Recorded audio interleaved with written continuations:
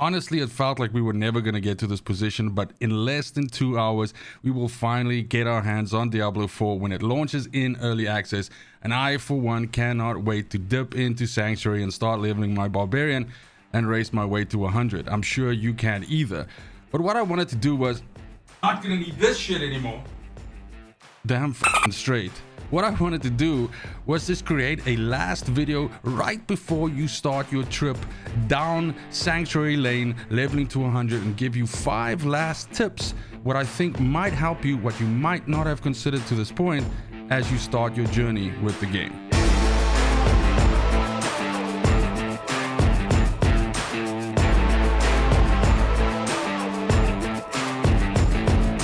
So first things first, I think we can all agree that the most important choice that you have right at the beginning when you start the game is which one of the 5 classes you're going to play.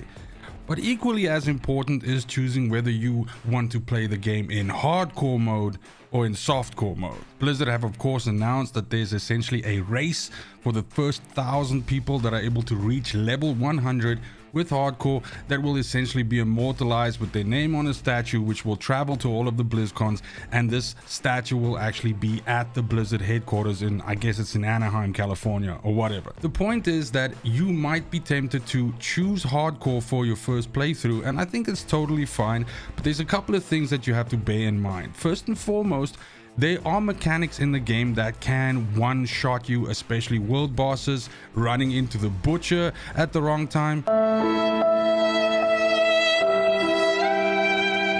And so these are all in-game mechanics that you are going to have to play around, and that is surely where the challenge in hardcore comes from.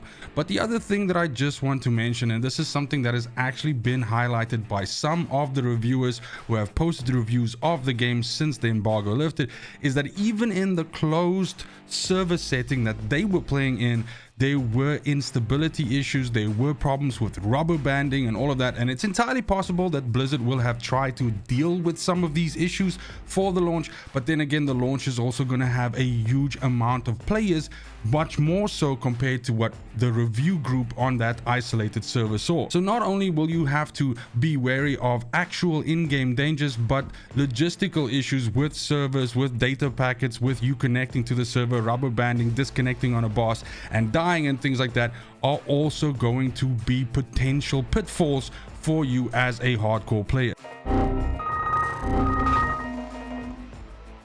So it is worth noting that perhaps, I know that it's counterintuitive to the point that you want to be part of this race to 1,000, so you definitely have to put in the time in these early access days, but you will probably also have to, make peace with the fact that potentially disconnecting from the game at the worst possible time could cause you to lose your hardcore character. But then again, this is, I suppose, half of the danger with playing hardcore, and probably adds to the nail biting aspect of it. Another choice that you also have to make right at the beginning of the game as you start out is which world tier you are going to play on. When you enter the game for the first time, you have a choice between world tier 1 and world tier 2. Both of these are open to you, and then of course at level 50 you can unlock world tier 3, and I believe at level 70 or 75, I think it's 70, you can unlock world tier 4.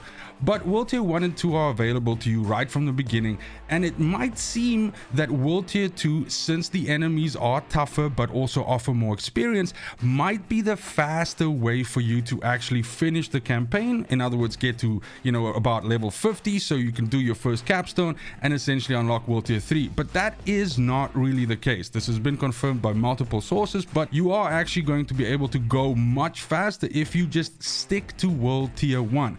It's going to make the combat a lot quicker, which means you'll be able to cleave through enemies a lot faster, rack up that XP a lot quicker, and you'll also be able to cut your way through the campaign and make your way to essentially the beginning of the end game that much quicker.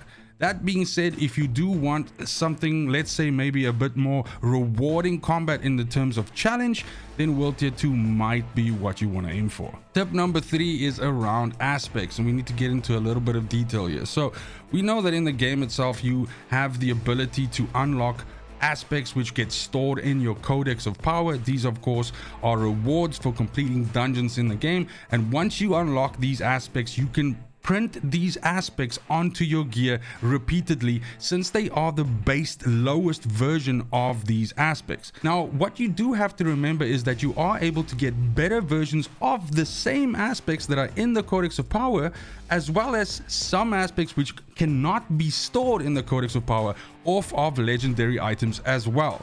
Now, these ones are the ones that you should be very careful in using them, because you also need to bear in mind of one very specific fact, and that is an aspect that you have stripped off of a legendary item and have imprinted onto a new item can only be done once. You cannot keep stripping and imprinting, stripping and imprinting. It is essentially one use only. So if you really do find what can be considered a god roll aspect, so let's say for instance an aspect that rolls, let's say between 10 and 20% of something happening, and you manage to get the 20% one, then it is entirely possible that you should consider keeping this aspect stored away in your inventory up until such a point where you get to the late game and you find an actual item that is, you know, deserving of that aspect, and to put it on there.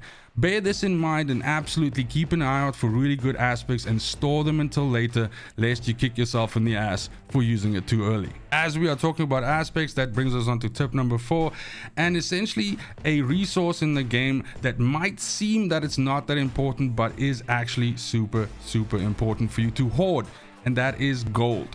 I think it's very important right at the beginning to settle into, let's say, a healthy routine of selling one batch of items that you bring back to town, and then essentially dismantling the next batch, and then settling into this sort of rhythm of sell one batch, dismantle one batch.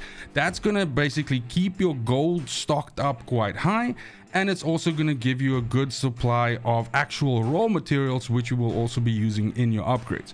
Now, the reason why gold is so important is twofold. First of all, gold is of course used to respec, and since the developers have mentioned that essentially eventually respecking cost, if you constantly respec all the time, will get you to such a position that it is so outpriced that you might want to just consider abandoning the character, or rather re-rolling a completely new character so that you can change your build and, you know, try something new. So on the one side, respec costs will cost you a lot of gold, and you definitely want to hold on to that. But why I'm bringing this up is also because we were talking about imprinting of aspects, and this is also something that costs gold. So if you are looking to do a lot of aspect imprinting at a certain point in the game, later on when you get to World Tier 3, World Tier 4, and you're starting to formulate your final gear, you are going to need a lot of gold, and it's gonna suck if you haven't been hoarding a little bit of it. Keep an eye on that. And then bringing us on to our last tip, and this is as much a tip for me as it is for any of you watching, is the fact that we have to bear in mind that this is, for many of us, a game that we've been looking forward to for a super long time. It's going to be insane to finally jump into this and play it. And whether you are someone that's taking it slow and playing through just a soft core character, a normal character, you're not taking part in any races, whether you're doing hardcore, whether you're trying to race your way through the single player campaign, I mean, it's not single player, but through the story campaign and get to the end game as fast as possible, or whether you're someone that's taking your time, I think it will bode us all well to stop and smell the roses every once in a while. This game is a gargantuan effort by Blizzard, probably their best to date if any of the reviews are to go by.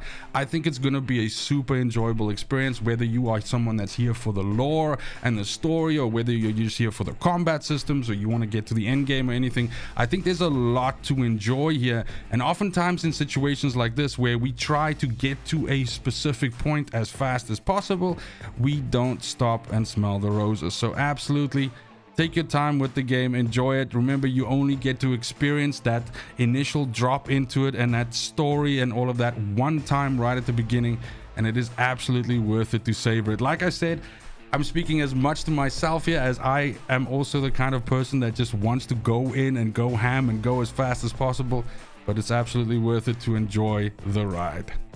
Fucking A. And that right there is the video. Thank you so much for watching, especially if you made it this far. We got a little bit more than 2 hours to go until the game is available to play. I'm actually streaming right now. The link to that stream is in the description below in this video.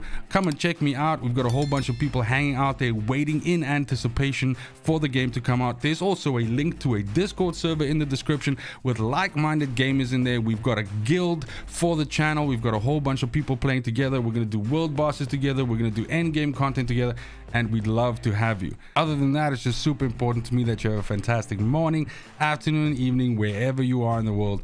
Until next video, fucking cheers.